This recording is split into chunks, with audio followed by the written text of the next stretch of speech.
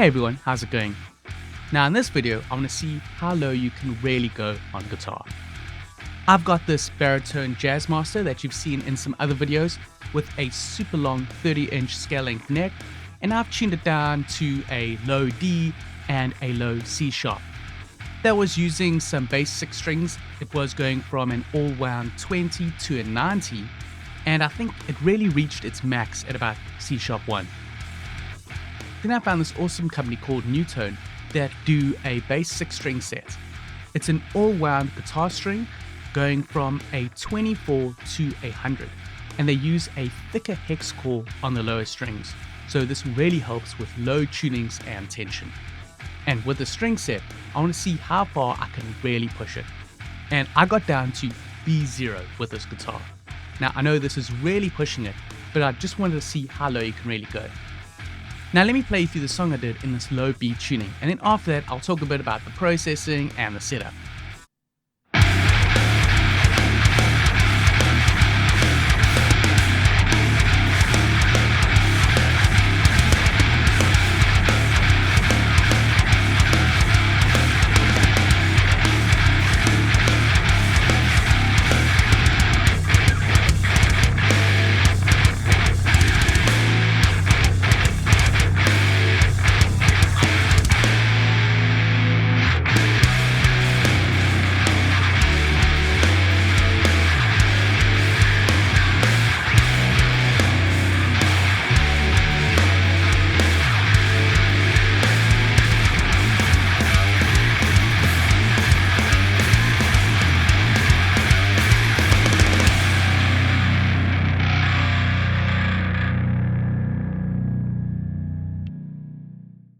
There you go, so that's the song that I did in low B.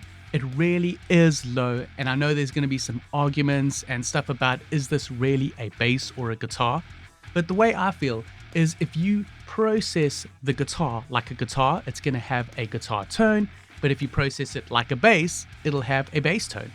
So what I did in this song is I used the bridge pickup, and with this I used some guitar processing. Then I switched over to the neck and used the same guitar as a bass, and then processed this like a bass. Let me show you some of the processing that I applied on these guitars. So I've recorded 3 tracks with the Jazzmaster that's going to be the guitar process sound, and these are using the bridge pickup. Then I've got another track of the Jazzmaster using the neck pickup to be the bass guitar. So the same guitar has been used for the 2 different types of tones. Let's play back so you can hear the guitars.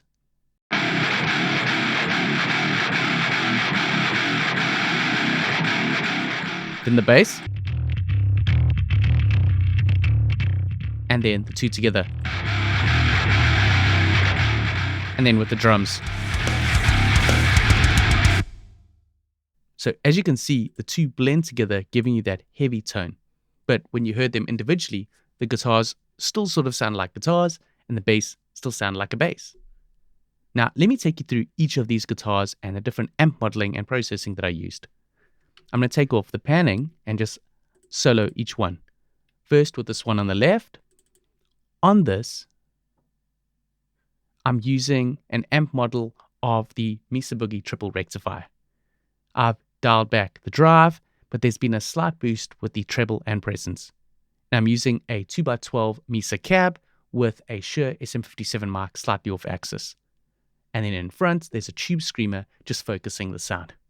After this, I've done some EQ processing where I've rolled off the lows, also done a cut at about 500 Hz, and then shelved off the highs. And it sounds like this.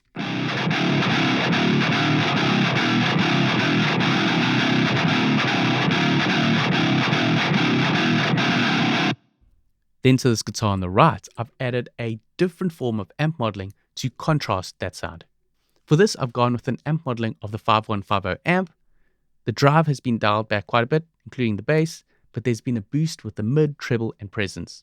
And then this is going through a 4x12 orange cab with an SM57 mic slightly off axis, and the same in the front is a tube screamer to focus the sound.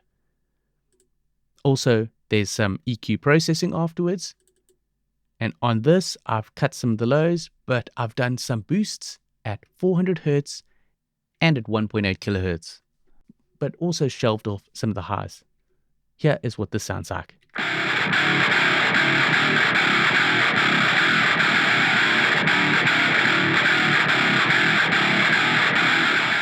And then hearing the two together, you've got this.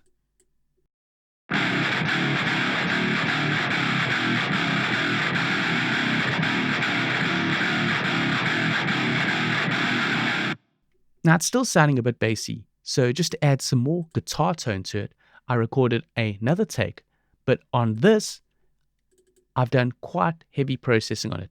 I've also used a Mesa Boogie triple rectifier, where I've done a bit more boost in the mids and treble, and on the presence. This is going into a 4x12 Mesa cab with an SM57 mic, also the tube screamer to focus the sound. But instead, I've added some heavy compression afterwards, and on the EQ, I've rolled off quite a bit of the lows, done a drastic cut at 500 Hz, and then some boosts in the high mids just to make it sound more like a guitar tone. And that sounds like this.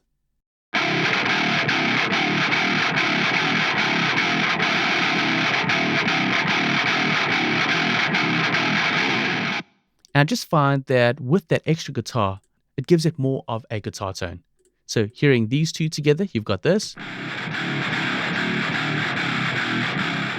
And then that extra guitar.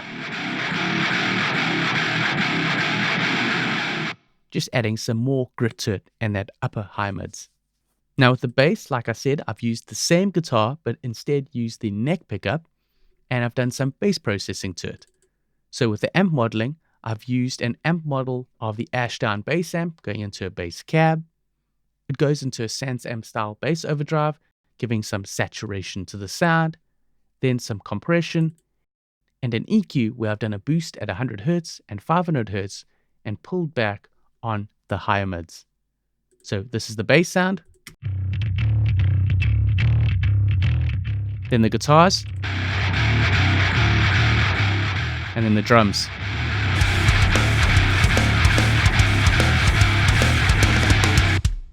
So that's the processing I've done to get that tone for that very low tuned guitar. What I want to talk a bit more about is Newtone and the customer support and how it was dealing with them. Now, it was a great company to deal with. I found with previous strings that I've used before, when I've wanted to go low, I've got some thicker gauges, and I found that the thicker gauges oftentimes tapered before the nut because of this long scale guitar, and others I had issues getting them into the bridge. Now, with these strings, I could do a custom order where I could let them know where I wanted the string to taper after the nut. So I'll give a little picture, but as you can see, they taper very nicely after the nut as I specified. And near the bridge over here, it got slightly thinner, so by the ball end, it fitted easily through this bridge. So there really wasn't much setup that I needed to do. They fitted through the bridge and they tapered after the nut. So I'd highly recommend trying out these strings. They feel and sound great, and the customer support was great as well dealing with them. Now I gotta be honest, going down to a low B really is just pushing it. The tone does start changing and it sort of blends between a bass and a guitar, but it was fun just testing it out and seeing how low you could really go. I think I'm gonna actually just push up the tuning. I think with this gauge, it actually will sit quite nice in a sort of a low drop C tuning, but it was cool just to experiment how low you could go and what the tone was gonna be like. So I hope you liked this video. If you did, please subscribe to the channel and click the notification bell to be notified of future videos. But for now, I'm going to tune this up into a low C tuning. Stay tuned for some other low tune videos, especially with this guitar in low C. And thanks so much for watching.